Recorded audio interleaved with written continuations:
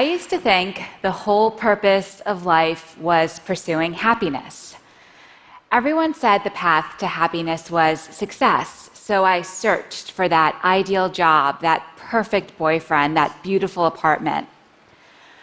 But instead of ever feeling fulfilled, I felt anxious and adrift. And I wasn't alone. My friends, they struggled with this too.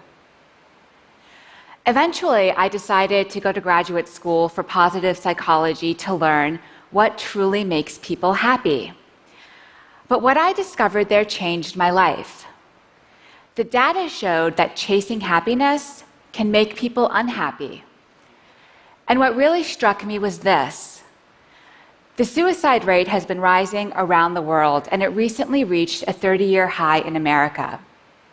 Even though life is getting objectively better by nearly every conceivable standard, more people feel hopeless, depressed, and alone. There's an emptiness gnawing away at people, and you don't have to be clinically depressed to feel it. Sooner or later, I think we all wonder, is this all there is? And according to the research, what predicts this despair is not a lack of happiness. It's a lack of something else, a lack of having meaning in life. But that raised some questions for me. Is there more to life than being happy? And what's the difference between being happy and having meaning in life?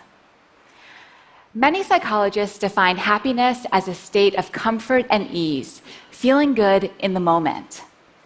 Meaning, though, is deeper. The renowned psychologist Martin Seligman says meaning comes from belonging to and serving something beyond yourself, and from developing the best within you. Our culture is obsessed with happiness, but I came to see that seeking meaning is the more fulfilling path.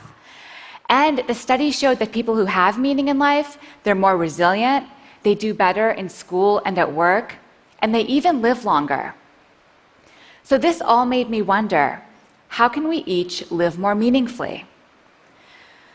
To find out, I spent 5 years interviewing hundreds of people and reading through thousands of pages of psychology, neuroscience, and philosophy. Bringing it all together, I found that there are what I call 4 pillars of a meaningful life. And we can each create lives of meaning by building some or all of these pillars in our lives. The first pillar is belonging. Belonging comes from being in relationships where you're valued for who you are intrinsically and where you value others as well. But some groups and relationships deliver a cheap form of belonging. You're valued for what you believe, for who you hate, not for who you are. True belonging springs from love. It lives in moments among individuals, and it's a choice. You can choose to cultivate belonging with others. Here's an example. Each morning, my friend Jonathan buys a newspaper from the same street vendor in New York. They don't just conduct a transaction, though. They take a moment to slow down, talk, and treat each other like humans. But one time, Jonathan didn't have the right change, and the vendor said, "Don't worry about it." But Jonathan insisted on paying, so he went to the store and bought something he didn't need to make change. But when he gave the money to the vendor drew back. He was hurt. He was trying to do something kind, but Jonathan had rejected him. I think we all reject people in small ways like this without realizing it. I do. I'll walk by someone I know and barely acknowledge them. I'll check my phone when someone's talking to me. These acts devalue others. They make them feel invisible and unworthy. But when you lead with love, you create a bond that lifts each of you up. For many people, belonging is the most essential source of meaning, those bonds to family and friends. For others, the key to meaning is the second pillar, purpose. Now, finding your purpose is not the same thing as finding that job that makes you happy. Purpose is less about what you want than about what you give. A hospital custodian told me her purpose is healing sick people.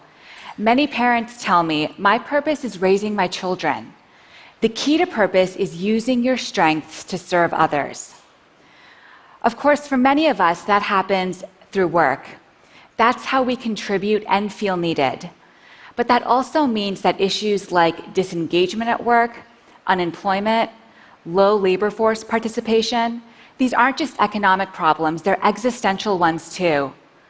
Without something worthwhile to do, people flounder. Of course, you don't have to find purpose at work, but purpose gives you something to live for, some why that drives you forward.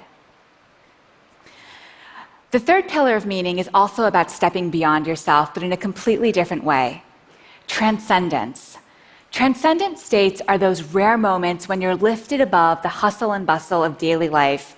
Your sense of self fades away and you feel connected to a higher reality. For one person I talked to, transcendence came from seeing art. For another person, it was at church. For me, I'm a writer, and it happens through writing. Sometimes I get so in the zone that I lose all sense of time and place. And these transcendent experiences can change you. One study had students look up at 200 feet tall eucalyptus trees for 1 minute. But afterwards, they felt less self-centered, and they even behaved more generously when given the chance to help someone.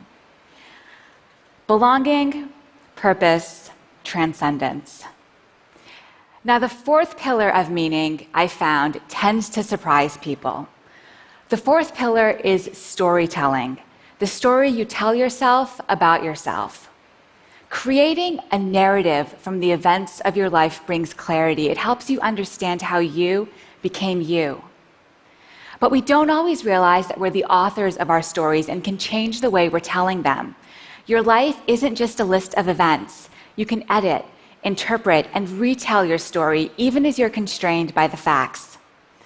I met a young man named Emeka who'd been paralyzed playing football. After his injury, Emeka told himself, "My life was great playing football, but now, look at me."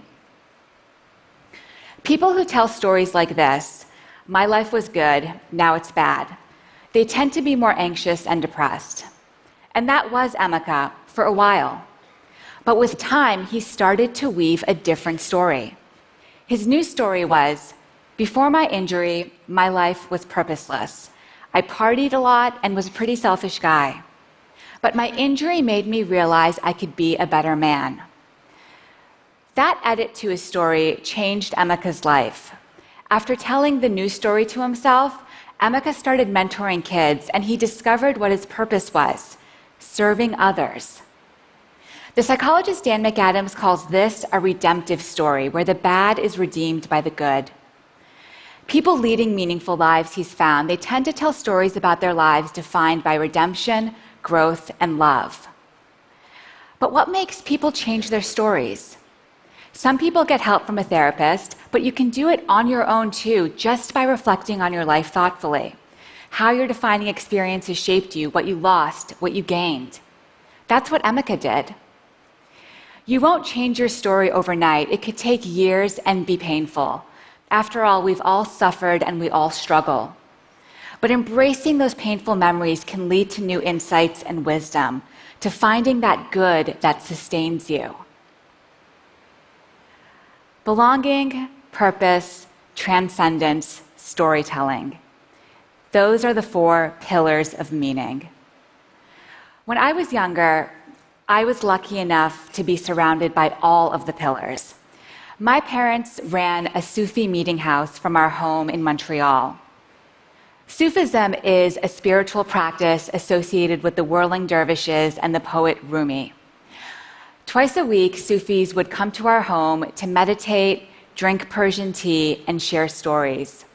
Their practice also involved serving all of creation through small acts of love, which meant being kind even when people wronged you. But it gave them a purpose: to rein in the ego. Eventually, I left home for college, and without the daily grounding of Sufism in my life, I felt unmoored, and I started searching for those things that make life worth living. That's what set me on this journey. Looking back, I now realize that the Sufi house had a real culture of meaning. The pillars were part of the architecture, and the presence of the pillars helped us all live more deeply. Of course, the same principle applies in other strong communities as well, good ones and bad ones. Gangs, cults, these are cultures of meaning that use the pillars and give people something to live and die for. But that's exactly why we, as a society, must offer better alternatives. We need to build these pillars within our families and our institutions to help people become their best selves. But living a meaningful life takes work. It's an ongoing process. As each day goes by, we're constantly creating our lives, adding to our story. And sometimes we can get off track. Whenever that happens to me, I remember a powerful experience I had with my father. Several months after I graduated from college, my dad had a massive heart attack that should have killed him.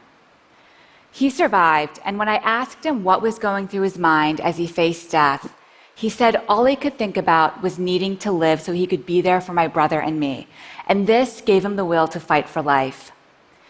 When he went under anesthesia for emergency surgery, instead of counting backwards from 10, he repeated our names like a mantra.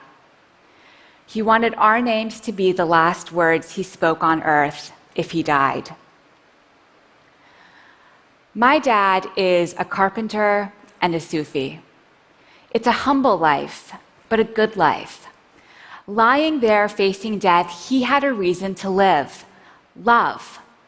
His sense of belonging within his family, his purpose as a dad, his transcendent meditation repeating our names, these, he says, are the reasons why he survived. That's the story he tells himself. That's the power of meaning.